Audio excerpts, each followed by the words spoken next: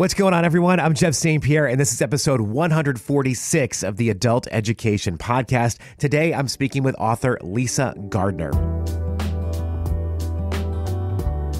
Thanks for checking out the show this week. I just appreciate the fact that you decided to share some of your day with me. If this is your first time listening to the Adult Education Podcast, welcome to the family. We love to have you. I would also love it if you would subscribe to the show so you're updated for all future episodes. And feel free to reach out and connect with me. The best way to do that is through Instagram. We are at Adult Education Podcast. You can see when new episodes are posted, and you can DM me with any comments, questions, and suggestions for future topics or guests. I always appreciate hearing from people that listen to the show. First of all, I do want to apologize for ghosting you for the last month. I had planned on taking a week off from the show, and then things just kind of fell apart. I got sick, then my wife got sick, and then my daughter after that, and it added my kiddo's spring break and some other interruptions as well, and things just spiraled out of my control. I am back now, though, and I hope to have a nice string of episodes for you over the next few weeks. I'm excited about today's guest in particular because I've spoken with her before on the podcast. I don't usually get this much time with her, though. Lisa Gardner is an author. She's got way too many titles to her name to list off. She published her first book about 30 years ago and is still going strong, though there was a period last year where she wasn't sure if she'd ever do a book again. We'll talk about that in the conversation. I'll be the first to admit that her type of novels, not usually the ones that I go for. In fact, even though her career began some 30 years ago, I only just recently got into her work about 3 years ago when the first book in her Frankie Elkin series was released. It's called Before She Disappeared. I loved it and have been all in with Frankie Elkin in particular. The new book just came out and it's called Still See You Everywhere. It is so good. I love it. As I said, I don't usually get this much time with her because Lisa is so popular. I'm lucky if I can get 10 to 15 minutes to speak with her. But this time I was able to get about a half hour. So we got to talk about a lot of things, including her inspiration for the books, that year break that she took, and life in winter in New Hampshire. So I hope you enjoy our conversation. Hi, how are you, Jeff? I'm great. How are you? Good. I'm battling a cold, so please excuse the voice. Oh, I'm so sorry you're dealing with that. It feels like everybody's doing that right now. I can't decide if it's better timing to do it right before tour, or at least just get it out of the way. At least you're not getting it while you're on tour. You know, you can hopefully be done with it before you leave. There was 1 year by the time I hit Phoenix, was so sick. My poor publisher paid for me to spend 3 days in a hotel room, which for the record, you cannot get hot tea in Arizona. I guess why would you, right? Yes, it was extremely disappointing to me. It's like 6 times a day with room service. I just want hot tea. You'd like iced tea? It's like, like, do you guys know I live in the Northeast? Like, I need hot tea. This is my life. Yeah, really. So I'm wondering, since you've got a little cold now, this is going to be derailed because I live down in the Baltimore area, and I know you're in New Hampshire, I believe. Yeah. Is pollen like outrageous there this year? Because everybody's complaining about it here, like they've never seen pollen the way that it is right now. Well, we still have snow because I'm up in the mountains. Oh, that's true. That's true. We're not there yet. But for the record, we're actually already in what we call mud season, which is the thaw. And that's generally like mid-April. Like we're like 6 weeks ahead of schedule at this point. I mean, the big thing all the locals will tell you, once you start that, because it's such a gross process, to be honest, like I have 3 dogs, and to take them outside is a 4-hour process because they are coming, mud season is kind of exactly as it sounds. It is mud season. So like there will be no more freezing or snowing now. We just have to get to the other side once you start the mud season process. Yeah, we track the beginning of spring with the cherry blossoms in DC, yes. And they've already started to come out. I mean, and it's seemingly so much earlier than it usually is. It's wild. Yeah. For us, it was definitely a mild winter. I can never decide if that's good or bad. I mean, I don't mind the snow. It just felt like we had an icy winter, which is less ideal. My dad would say the same thing. My parents live in southern New Hampshire, so I grew up there. So I have a lot of background of what the winter season is like up that way. My dad would say the same thing. Every year he tells me how excited he is to use his snowblower, and it feels like more recently he has not had a chance to use it nearly as often as he would like. Yeah, I don't know that I've used mine at all this year. You are correct. I was planning a trip up there this summer. We were going to take my 3-year-old to Storyland because it's been a long time since we've been up that way, but things have not worked out. In fact, which is ironic because of your book, Still See You Everywhere, which takes place a lot in Hawaii, or at least an island off of Hawaii. My family, we're taking a trip to Hawaii instead. So we're going to skip out this year and try to do New Hampshire next year. Well, if you do, reach out to me. For the record, I live 2 miles from Storyland. Oh, wow. Okay. So you are right up there. Yeah. Yeah. That's Well, where I was with my daughter, like every day was yes. for the first 5 years. Oh my gosh, I have so many fond memories. There's so many pictures of me and my siblings sitting on the Yeah. Humpty Dumpty wall and everything there. Oh yeah. You have a little girl, let me tell you. No, We've done that I can't so wait. many It's been a long time since we've gone up there to visit my family. It's not even that far away, but it just, for whatever reason, has not worked out. So we were excited for it, but it's just not going to happen this year. So we'll have to put it on the 2025 bucket list. No. Enjoy Hawaii. I mean, if you have to. I know, if we have to. Well, it's funny too, like reading through your books, the 3 books in the Frankie Elkin series. The first one was in Boston, which I grew up just north of Boston. The second one took place in the woods in Wyoming, if I'm not mistaken, right? And at the time, I was planning a trip to Wyoming, which did not come to fruition, but at the time. And now here we are with this book. We're planning a trip to Hawaii, which is happening. And your book is based in an island off of Hawaii. I feel like you're following my life, but you're ahead of the game. Like, you know what's happening to me before I know. That's what all the stalkers say, Jeff. I'm on to you. I love this idea, and I love how you really dive into the locales. Last time we spoke about the last book in the series, it blows my mind how much detail you're able to give of these places that, for most of us, we haven't seen with our own 2 eyes. And I think it's really amazing the picture that you paint with these. It's interesting to me. Tammy Hoag said this years ago when she had Night Sins coming out, and it was having to do with like midwinter Minnesota, where place can be one of your most important characters. And I think for the Frankie books, interesting enough, that is true. It's like that's the other important character in the room. You can't just be in Boston. You have to be in Mattapan. You have to be in this really mixed, nicknamed murder pan, but tons of working class families as well, and this robust cultural Haitian community. Wyoming is just plain beautiful, but there's 8 million ways to die. And then, Palmyra. So Palmyra Atoll, I went to the Nature Conservancy. And so that's a few hour plane flight out of Hawaii. And that was the basis for Pomakai. And I went there actually because of the research they're doing in ecological restoration.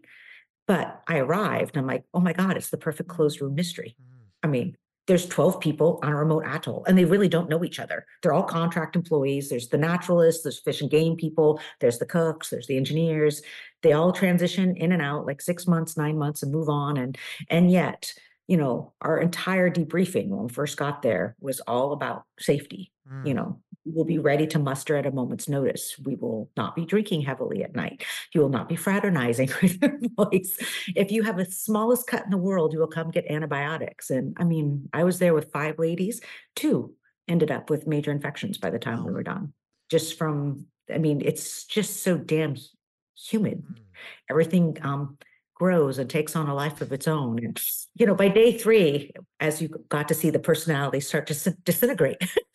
Oh, yeah. Because we've been wet for 96 hours, which is one of those things. I mean, you think tropical island, yay. And then, day 3, you're like, I will give my firstborn for air conditioning right now, or just a dry towel, a dry sheet. I mean, everything is wet. And you're like, yeah, murder and mayhem. No one can get off. No one can get rescued.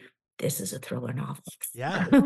No, I'm glad that you saw that while you were there and you had that thought, because you are right with Frankie. Like, the locale really it's a major character of those books. And because it's part of her personality, where she's fighting for the voiceless. She's fighting for the people that don't get seen. They don't get heard the way that others do. And the locale is a big piece of that, because there's a reason these people are not being fought for and they're not being found. Yeah. In the real world, when I did research for Frankie about, reasonably speaking, how can a layperson ever make progress in a cold case? Because she actually is based on a real person. And we are seeing more of this trend of, armchair sleuths actually trying to get involved in real investigations.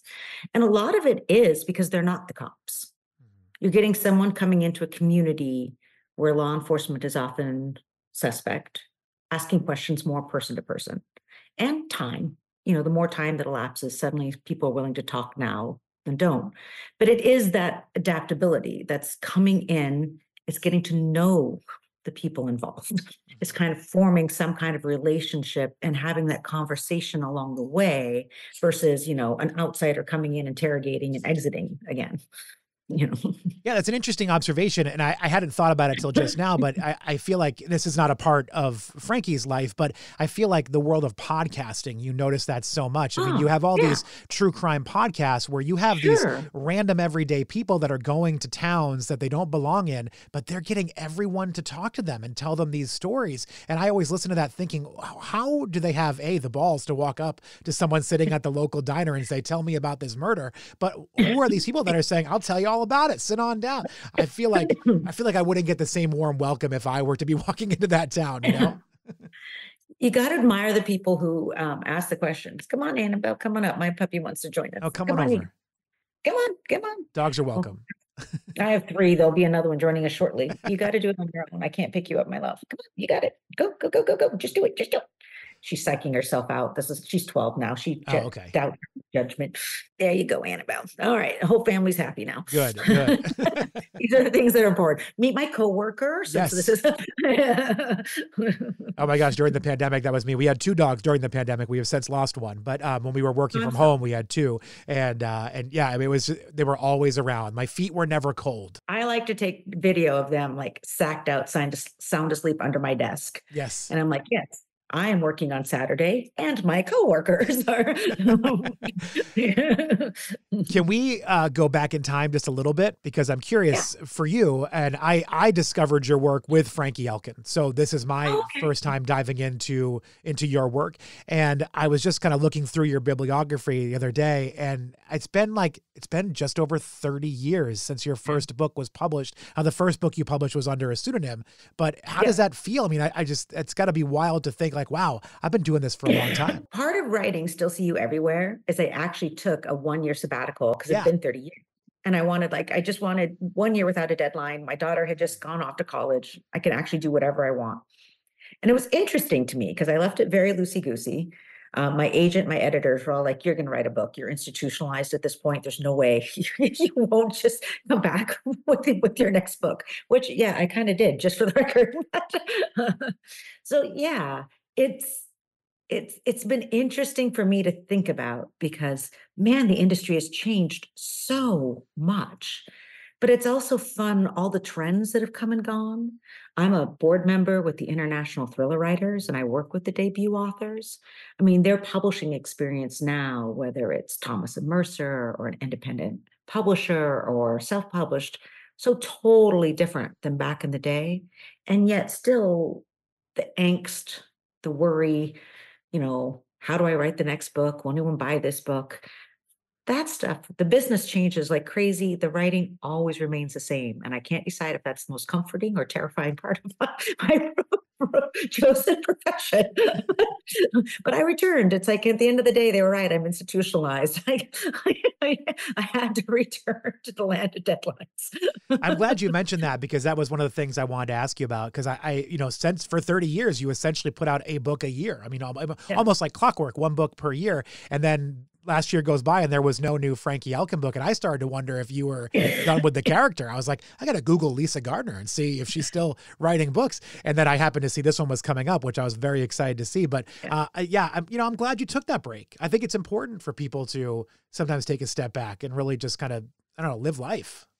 I joke, I renewed my marriage vows with my career. Yeah. Took a break off, we saw other people and I was like, no, I can't live without you. So now we're back to being fully committed.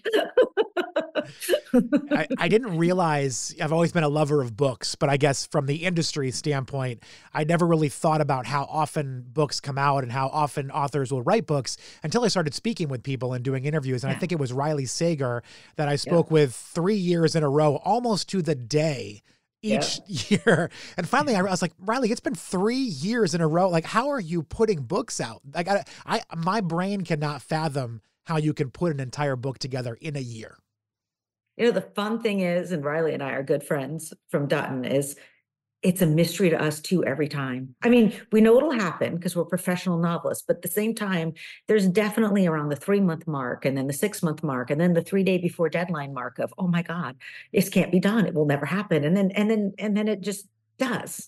It's like the magic that never gets tiring, that it seems like even for us, all hope is lost. And then, oh, wait, I do know who did it. Oh, I can write the ending. And once more, somehow, through no actual talent or planning of your own, there's a novel. Have you found in your career that there were moments where you were like, you know what? It's just not giving me the excitement that I want from it or that I've had from it. There are times right before the sabbatical where the deadline just seemed heavy on me. But I will confess, I think like any writer, I have a million ideas in my head. Everyone's always like, well, where do you get the book ideas? I mean, Lee Child very famously said, it's more turning them off. That's the problem. And then just to sound totally psychotic, I have voices in my head all the time. Frankie's a voice, the beautiful butcher, like that opening prologue for Still See You Everywhere. I mean, I was on, sabbatical, not supposed to write at all. And that just kept running through my mind again and again. And at that point, I'm like, oh crap, I am writing another novel. It's like whatever the magic is that's writing, you can't turn it off. It's there at a certain point. Well, you might as well just write the damn book. I mean, I can't be the only one sitting around the sofa listening to people who don't exist. The rest of you might as well join the party. Well, I'm happy that you wrote it, because I've really enjoyed these Frankie books in particular. I wonder, am I wrong? Is Lee Child the author of Reacher? Yes, Reacher. I was reading this book, and I had just finished watching the Reacher series, and I was thinking to myself, Frankie Elkin kind of feels like a Reacher character. Every now and then people will say she's the female Reacher. And I'm like, well, yeah. And that they both harken back. Yeah, like a little bit. Kind of, yeah, that, and I actually think about this all the time. And Lee did for Reacher and I do for Frankie. Not everyone's meant to be civilized. I mean, the planet's gotten so crowded and our norms have become so normalized because we're seeing them on TV and on social media, and that this is what life looks like. It's the house, it's the white picket fence, it's the steady job. It is, 2.2 children. It is the dog that you adopted during COVID. I mean, like, this is what life looks like. And yet I think for all of history of mankind, there are people that mold doesn't fit. I mean, Frankie, it's just not meant to be in one place. And her, as she says, that's when she wants to drink. Her issue, I think, Reacher at least is military and he's male. So it's weird, but it's a little bit more forgivable. A female, I think there's a little bit more bias of, no, really. You must, have fear of intimacy and not good at relationships. And okay, fine, that's all true too. But regardless, she's just not meant to be at one place. And I think the whole founding of civilization was because there's a certain segment of the population that's, yeah, I do want to see what's over there. And now that I've seen that, I want to see what's over there. Now that I've seen that, I'm going to go see what's over there. I almost think too, from a writing standpoint, it must give you a little bit more freedom too, because you don't have to feel handcuffed to one neighborhood or one state or one particular locale. You could write, the next book could be Frankie in Switzerland for all we know. You know what I mean? Frankie could be anywhere trying out these things and trying to find these people. It is really fun for me because one of my passions is travel. I'm actually an international relations major. Oh, wow. As of November, I completed all 7 continents. I've done all the major cities. Yeah. So why I love setting books in Boston, which was, Detective Dee Warren, because Boston is a very rich town and there's a long history of homicide there that you got to respect. It is nice because on my own, I'm a bit of a wanderer. So like that's something, I can bring to the Frankie stories. Let's go to weird places on the equator where, people within 3 days want to kill each other. And then our plane did not land. There was we got a storm and it could not come in. We were delayed an extra 3 days. If you thought people were a little, edgy before that, it was also the plane with the food. So it was really edgy after that. Oh, I can only imagine. How was Antarctica? A friend of mine, his wife is running the Antarctica Marathon or whatever it's called. She's running a marathon in Antarctica. And so he's heading down there right now, I believe, to take care of all that. How was that visit? You said you visited all 7 continents. I'm so fascinated by that place. Antarctica and Australia are now my tie for my 2 favorites. I loved everything about Antarctica and I'd really like to go back, partly because it's just gorgeous. I mean, people had said you don't understand shades of blue till you go and you see these glaciers and you see them in the water. And you're right. I love the things as a novelist. I don't have the language to even describe that. Wow. There's nothing I will ever be able to put on page that will truly tell you what that shade of blue looks like. And it's also just, there's no land predators for penguins. So they literally just put us ashore and it's like, yeah, in 4 to 6 hours, catch the Zodiac back to the ship.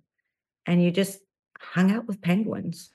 And they're funny and they're social and they're incredibly busy. And at a certain point, they got really annoyed with the humans. Like, come on, do something. I mean, you can't just stand around. It's Antarctica. Nest, forage, food, something. I mean, what's wrong with you? I know. Why are you watching us? Just leave us alone. Yeah. Well, yeah. See, originally it's the humans gathered around the penguins. At a certain point, it's the penguins gathered around the humans. Like, what's with this dude? That's really funny.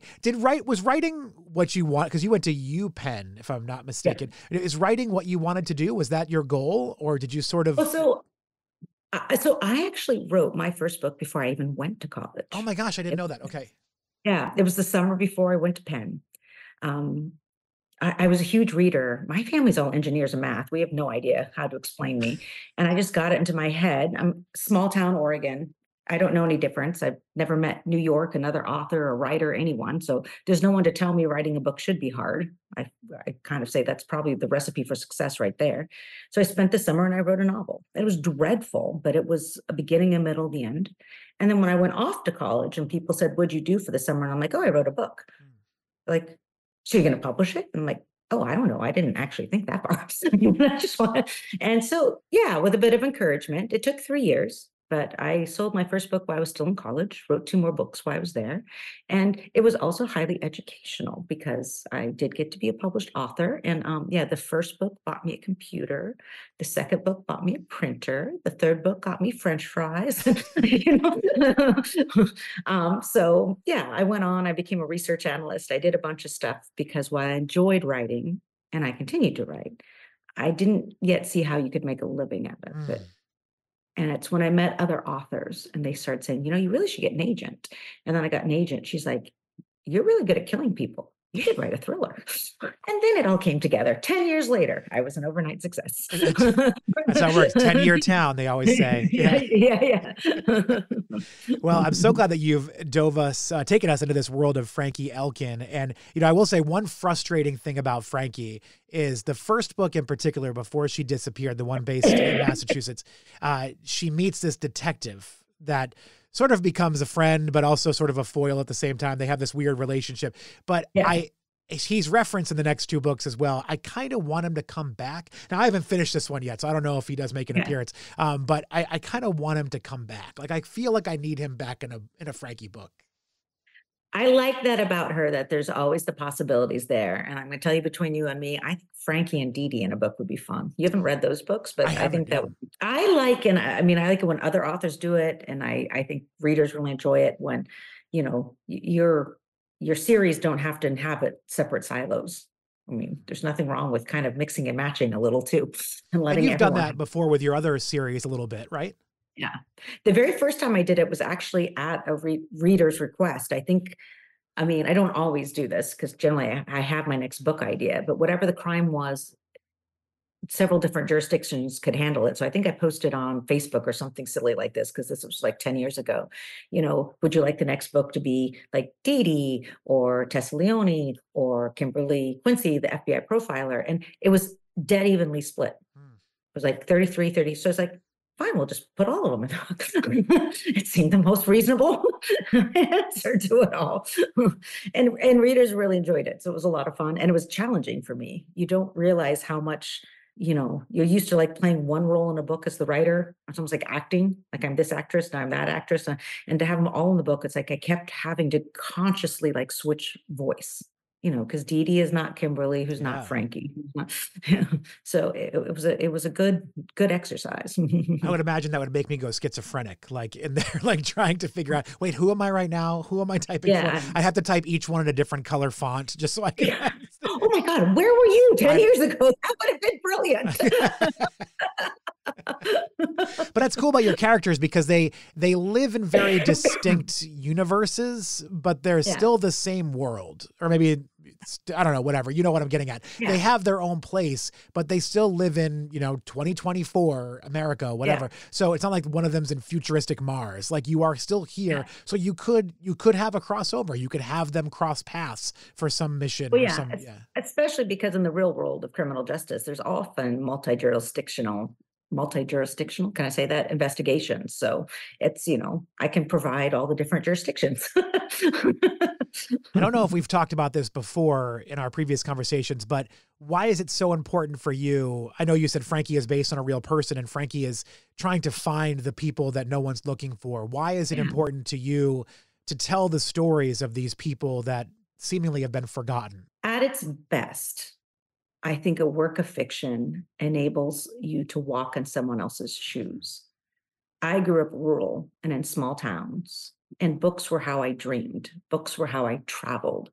Books were how I experienced all these lives and jobs and lifestyles that living in a small town in the middle of nowhere, I never would have known about. And I think when you start looking at the missing, the world's not looking for, these are the people who they're the other, they're outsiders. But those are the experiences I think we need to understand more than anything. I think we spend a lot of time in today's day and age thinking of all the ways we're different and not nearly enough time thinking about all the ways we're the same. And I think that's what Frankie does. That's her superpower. She's not judgmental. She takes people as we're all doing the best we can. And she's an excellent listener in a world where I feel like all the rest of us do is just talk, but no one's listening anymore. I think that's something that I love about her, and that she's just a person. Like there's no identity politics. There's no, I can't talk to you because you believe this. She's just a human being going through life. Now she goes through it in a unique way, but she's just a human being going through life. And I feel like we've kind of lost some of that part of it.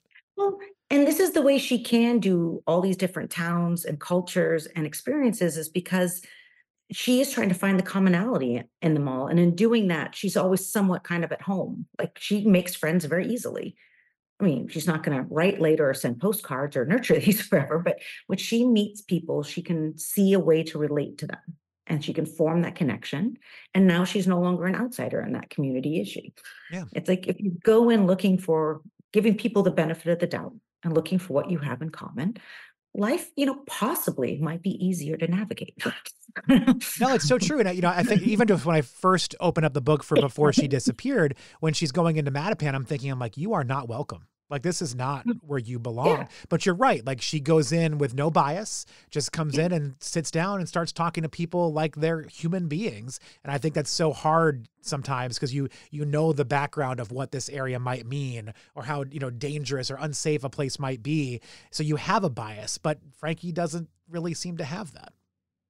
Yeah. I mean, when I was doing the research in Mattapan, myself and I had a female friend who's even smaller than me and this adorable little blonde. So, we were clearly quite threatening and intimidating to others who are wandering the streets of Mattapan. And I was going into the little local Haitian restaurants and saying, hey, I'm looking to write a book about this area. I'm looking to write about the Haitian experience. And you could watch them light up. People want to talk about their lives. They want to share their culture, their heritage. Every now and then there were some language gaps, but a lot of the places didn't open till 4 and their kids were coming home from school and their kids had excellent English. So if anything, they're like, stay. And then we got the nicest teenagers, heaven forbid, walking us all through the menus. And this is why it's important. And this is what we would eat back home. And this is my grandmother's favorite dish. And I mean, people do want to share. People want you to understand them. You just have to take the time. Yeah. Oh my gosh. Absolutely. Well, I love that Frankie does. And I love that you've created this character and this world in which she lives. The book I was ready to sit down this weekend and dive into it. And then I got a dose of food poisoning, which knocked me out. Oh. The last thing I wanted to do was read, unfortunately, while I was sitting on the couch. But I'm about a quarter of the way through and I'm already hooked and ready to see what happens next, especially with that wolf spider on the ceiling of the bedroom. Which would terrify me. I would just swim my way back to Hawaii if that was in my bedroom. Wolfie was my roommate and Krabby was my roommate. Oh, in real life, you had both. In real life, yeah. So every night when I snapped on the light, the first thing I did was check out where's Wolfie. Yeah, Is he still in his little half of the cabin? I mean, there's just crabs everywhere. I mean, they told us there'd be crabs, but I had no understanding the number and the variety. And the ghost crabs, which is what crabby is, these little orange crabs, they're just adorable because they're so shy. And if you see them, they like freeze. Like, now you can't see me. And it's like, dude, you're in the middle of the path. I can actually still see you, you know. But then just to win over our hearts, the terror of Palmyra is the coconut crabs, which are huge and nasty, but they're cannibals. So at night, you know, and heaven forbid, we're 50-year-old women keep having to use the latrine. The coconut crabs are all over the pathways, and they are hunting the ghost crabs. And so you'd see them, and I'd like come scurrying back, crabby, stay there, just stay under. Now's not a good time. And periodically you'd see him snatch one and drag it into the underbrush. And it's always interesting to me. I can kill as many humans as you want, but that broke my heart every time. It's like, can we do intervention? Well, that explains why reading this book, it feels so real, because it's very real. You really experienced so much of what you wrote in this book. You know, it's a wild environment. It was incredibly rustic, and it belonged to nature, and nature was taking it back. And that was good in a lot of ways. And it was out of the comfort zone for most of us who are used to, I don't know, electricity, plumbing, things like that. Yeah. Well, Lisa, always a pleasure to speak with you. I look forward to finishing the book. Thank you for continuing with the Frankie series and coming back from your sabbatical.